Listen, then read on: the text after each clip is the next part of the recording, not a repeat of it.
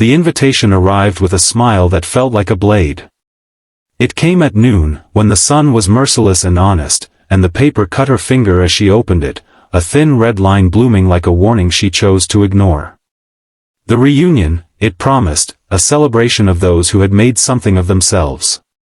What it didn't say, but what she felt immediately, was that it was meant to remind her of what she had been reduced to.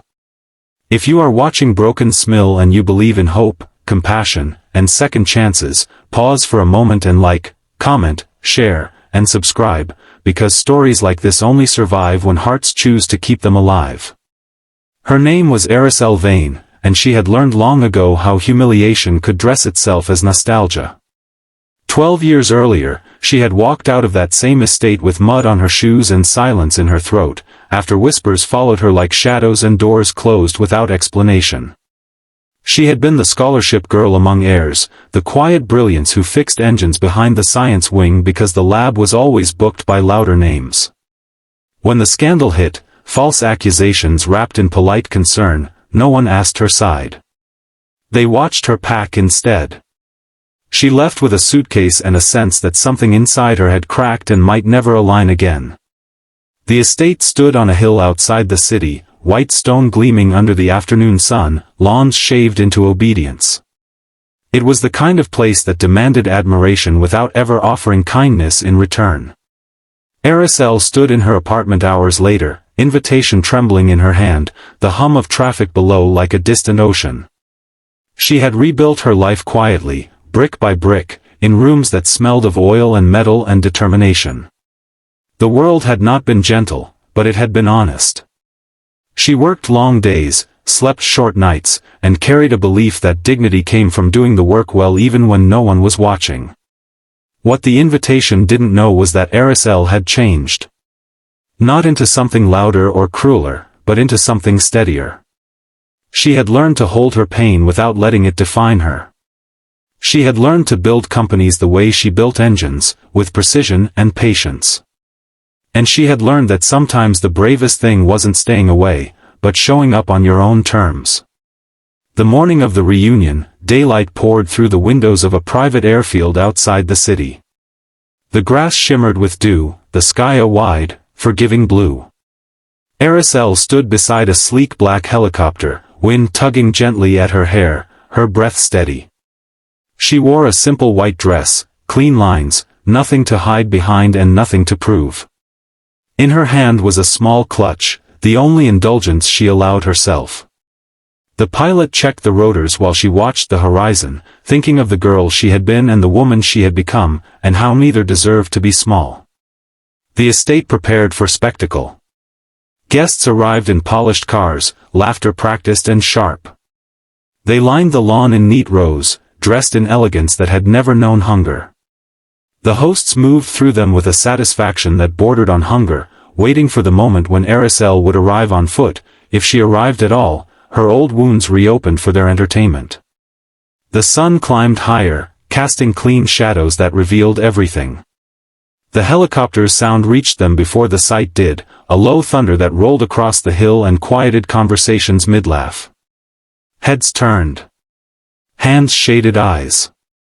The aircraft crested the trees and descended slowly, deliberately, blades cutting the air into ribbons of sound. Grass bent under the wind. Dresses fluttered. Applause began uncertainly, then faltered, replaced by stunned stillness. Araceli stepped out when the rotors slowed, the noise dissolving into a hum and then into nothing. The lawn was suddenly too quiet, the kind of quiet that magnifies every breath. She walked forward, heels steady, posture calm, sunlight catching the curve of her shoulders. Faces registered confusion, then recognition, then something else, something like regret, though none of them would name it that. As she moved between the lines of guests, the estate loomed behind her, unchanged and brittle in its beauty. Her mind traveled backward, unbidden, to afternoons when she had eaten lunch alone because no one wanted to be associated with someone who didn't belong. She remembered the smell of gasoline on her hands and the way a teacher had once told her she was wasting her potential. She remembered believing them. Each step now was a refusal of that belief. Life had tested her in quieter ways than public humiliation. There had been nights when her company almost folded, mornings when a single decision could have undone years of work. There had been loneliness, deep and persistent, because trust did not come easily after betrayal. But there had also been mentors who saw her talent without asking for her silence, teams who followed her because she listened, and the slow, stubborn healing that comes when you choose to keep going. The reunion unfolded around her like a stage play she had outgrown. People whispered names she no longer answered to. Others smiled too brightly, searching for the version of her they remembered, the one who would lower her gaze and apologize for existing. They did not find her. What they found was someone who had learned that success did not need witnesses to be real. The afternoon light softened as the hours passed, shadows lengthening, the estate losing some of its arrogance. Araceli wandered the grounds, touching nothing, observing everything. She felt no triumph, only a strange, gentle sadness for a place that had mistaken cruelty for strength. The helicopter sat at the edge of the lawn like a promise kept, quiet now, patient.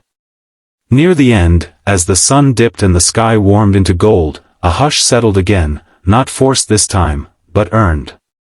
Araceli stood beneath an old oak, leaves whispering above her, and breathed.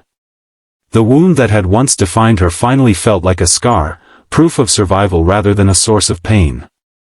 If this story has touched your heart so far, support it, because stories of quiet courage deserve to be carried forward. Before the final moments unfold, take a second and leave a comment. Tell us what strength looks like to you when no one is watching. The helicopter lifted off as evening approached, blades catching the last light, the estate shrinking beneath it.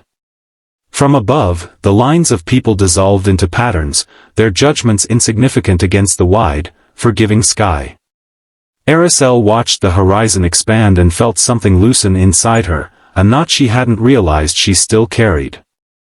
She was not flying away from her past, she was rising above the version of it that had tried to define her. The world below continued with its rituals and reunions, but she moved forward with a quiet certainty, carrying with her the understanding that dignity is not granted by invitations or applause. It is claimed in moments of courage, in daylight, when you choose to arrive exactly as you are, and leave stronger than you came.